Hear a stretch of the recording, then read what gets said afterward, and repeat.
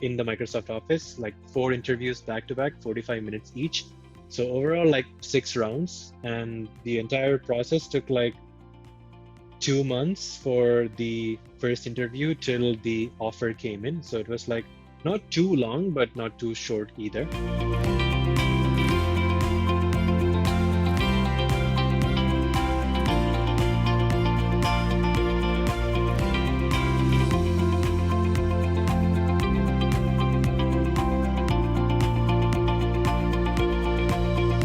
So tell us about the whole Harvard thing. Like, why did you decide to go to Harvard? When I was like 6 months into my time at ZS or something, and the business analyst job wasn't really like speaking to me, and it was like a really bad situation of staffing as well, because I knew that there were other teams in this organization where I could contribute more with what I knew about data until then.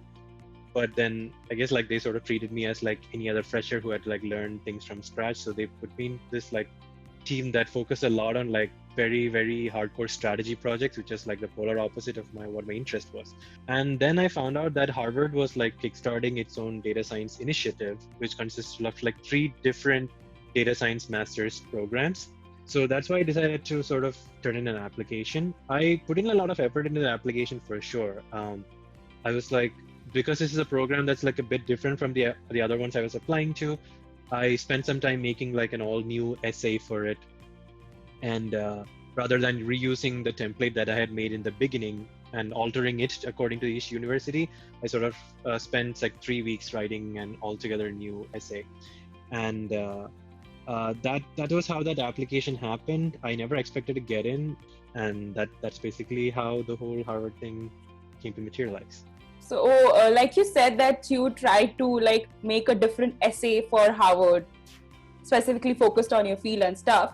What are the other things that you did on your to improve your profile, which probably helped you get that selection? I definitely did a lot of stuff before applying. So I had my internship, my final year internship at BITS in data science. That's where I understood that I like found data science in the first place, and that helped. And then even at ZS, after like 6 months or so, I started going to the data science team at ZS and asking for work like voluntarily, to sort of convince them that hey, I'm really interested and I want to at least like learn, if not actually like join the team and do it if that's not possible. And I got myself involved with some projects in that sense, and one of my recommenders were the people whom I actually like worked with in that particular project. And there were like a couple of other projects as well, apart from like my collaboration with Safe City, that were in data science and that helped build my profile a lot. So overall, there were like a lot of these things that happened at the same time, and the challenge was basically bringing them all into like a single essay that told a story in like 600 words or something, rather than saying that I did this, I did that, then I did this, then I did that. It should have to be more like, this is where it all started, this is what I learned from it, this was my strength, this was my weakness, this led me to this other thing where I made up for that weakness and found out this new thing about myself, etc., etc. So spending those 2-3 weeks on that essay definitely helped, and I definitely had a lot of help from many friends of mine who read my essay and gave a lot of feedback and everything. Overall, I would say that no matter whatever you have in your profile to show, unless you're able to like present it in like a nice way that stands out from the rest of the pile, you're gonna have a hard time getting noticed, because you might get like 2 minutes per admissions committee member to look at your essay and make a decision, and you might have like 2 different admissions committee members looking at your essay. That's like 4 minutes to impress someone about like something you spent weeks developing. So tell us about your time at Harvard. Like, how was the experience? What, like, obviously it was very different from the studying that you've done in India. The disclaimer is that I did my bachelor's in India and then my master's too, but then that came with the bachelor's since it was a dual degree program. And then I did my master's in the US, so there's definitely that difference coming in there. But one of the things that one of my professors at Harvard told me, when it comes to like grad school, when it comes to like master's and PhD, the professor in the US, or at least like at Harvard in her experience, seem to sort of see you as peers rather than students. So it's like it's like you these are all people who are like really good in some other aspect of life, and you are, as a professor, you're sort of like helping them get better in this particular aspect of life. So they sort of see you as this person from whom they can also learn in this course of time that you're spending as a student at Harvard. But there's like this general aura of like empathy that's like that you can feel in the atmosphere.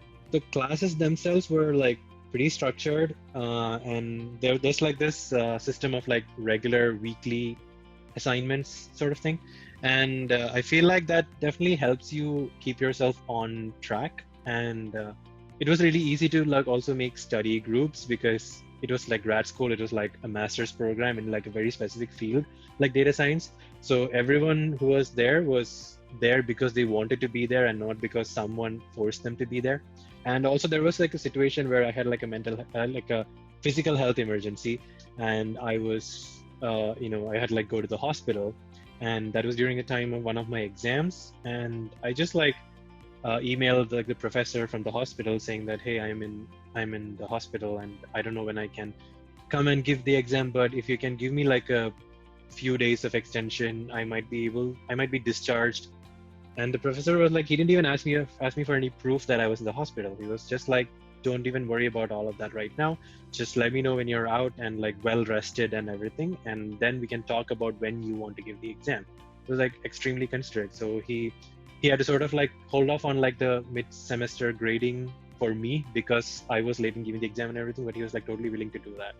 So those are like a couple of the many incidents that I can call out where the environment was very, very conducive to learning, and you felt very welcomed and belonged and supported. From Harvard, you got into Microsoft, and like it is like the aspirational company for many engineers and also non-engineers actually. And it's not just in America but around the world, specifically in India. So tell us more about the selection process. Again, like Harvard, this was not something I was expecting to like get. And I wasn't even planning to apply. I was like, I'll look at like smaller companies or companies through opportunities I can get through like networking, through people I knew, and I get a referral or something, and that's probably my way in, rather than try these big shots like Microsoft, Google, Amazon, etc. When I was in that mindset, that's when like a recruiter from Microsoft reached out to me on LinkedIn, and they were like, oh hey, there's this unique program within Microsoft that you might want to check out. It's like this AI specific program where for like 2 years you sort of work with like different Microsoft teams, like 5 to 6 months at a time, building AI capabilities for their products and services. And then at the end of 2 years, you might be able to move into one of those teams that you worked with. So it's also like a good way to shop around and see what team you like gel well with, because Microsoft is such a huge organization. Like so many teams doing so many different cool things out there. I turned in my resume and I wasn't expecting a call, and I got a call, and I didn't really expect for that to go beyond the phone interview. But then the phone interview happened, and that went well. And phone interview basically focused on my resume, but since it's an AI role, it focused a lot on my research as well. I had like a couple of papers from before. So the first question itself was basically, tell me about this paper of yours. And it was like very, very, very resume focused. And as long as you are truthful in your resume and you know what you're talking about in your resume, you should be okay in that round. And then there was like an on-site day in the Microsoft office, like 4 interviews back to back, 45 minutes each, broadly focusing on data wrangling, the mathematics behind machine learning, your problem solving approach, and things like that. And then there was like a 6th phone interview 2 days later with like the director of this particular program that I was talking about, where he again gave like a couple of very data science-y case studies and to check my problem solving approach for himself. So overall, like 6 rounds, and the entire process took like 2 months for the first interview till the offer came in. So it was like not too long, but not too short either. There are like slight differences in how the interviews are handled between each team at Microsoft, because each team might be looking for different things, even though the role might be called data scientist. There might be like slight differences to watch out for. This is not something to be taken as like a Bible, but this is how it happened to me, and this might be like the general outline that things might follow. So in Microsoft, like what is a typical day of a data scientist? It's very, very flexible. We don't have like a fixed time or anything. There's no 9 to 5 or 10 to 6 or anything of that sort. And there's no specific schedule, as I said. As long as I show up for my meetings, I can, if I want to like wake up at noon one day, I can do that. If I don't feel like going to office one day, just because I don't feel like it, I can just go to our team group chat and be like, okay, I'm working from home today, and no one really asked me why, just that I'm working from home today. And I can, if I want to take breaks in between, I can. If I want to like binge watch something in between, I can. As long as I do my work on time, how I want to do it, what I want to do it, where and when I want to do it, it's all on me. My typical days are mostly just there might be like a couple of like some kind of like meeting or the other, and the remaining time would be spent in ideating. There might be a problem we are tackling, so we sit together with other data scientists. If it's like a data science specific problem, or if it's like a project specific problem, I sit with the data scientists and the software engineers and the program managers, and we try to figure out what the best way to approach the problem is, and we just do it. And once a week we tell the manager what's going on, and if they think that something's going in the wrong direction, they say that, okay, we would want to change this way. But otherwise, they just like give a thumbs up and we just go on with it. In my team, it's definitely like based on sprints. It's the agile methodology for sure. I think that's also because of the nature of the projects that we're dealing with. So it's not like we are looking at a real-time system and we're like correcting it in real time, or we're like improving it in real time. The problems are more like, hey, so in our product currently has this going on for it right now, but we want to improve this to this particular situation, or there is this new feature that we want to add to it, but that requires a lot of AI exploration and we have absolutely no idea how to do it. So you have, in this 5 to 6 months that you have, can you like explore and tell us what's the best way to do it, and possibly like do it for us, right? So the problems are very vague and exploratory like this, and it often does not go into production until the team is confident that it's good enough to go into production, right?